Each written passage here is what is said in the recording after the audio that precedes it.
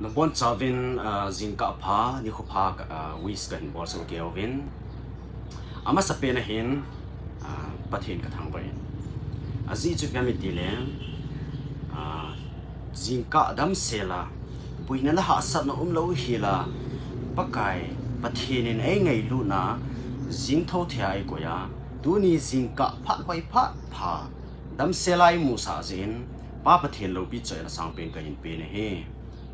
hi che to ke tu a chun tu ni khwa tu ni zingka thu ka do num chui pya mi tia ai le tu ni khudam sela ning tho thia na zia pathin ko ma ke pa thu na se na em ti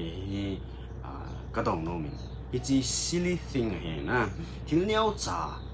lang khana ye la thil len ta hi ki ne he azi chu pya mi tia ai le yo hin phat theina ai lo le dam theina pathina ko na hin ngai cha bin a hin la ke pa thu pathin ko ma sei di in hei khazi bin hi it's a zi achun tu ni zing ka hin dam sera zing tho thia na zia pathin ko ma ke pa thu la sei nam pathin ko ma ke pa thu la sei nam ti hi ka to no me ne hi azi chu dam sela zing tho the na ga gel la chun phata chan gel la chun tu lai huinun dan hai la van noi thil su ho hi pha le ni ho hi a hoi ta pon na si jong le mi tam pi zing ka phan hoi phat pha mu zo lo a hi lo le mu a hi wanga dam mo na bei sit na zal khun chunga tho nom jong le tho thei lo a hi lo le mi tam pin hospital a kap le ma wa hin khu amane na si jong le tu lai din mun hi veleu chun mi tam pin na thina atu in gale to lo min tui sang li zin mi tam pin thina tu in hin khu hi izat be hi tam hi chi ho la aku na nang dam se la pathin nan kai hu ya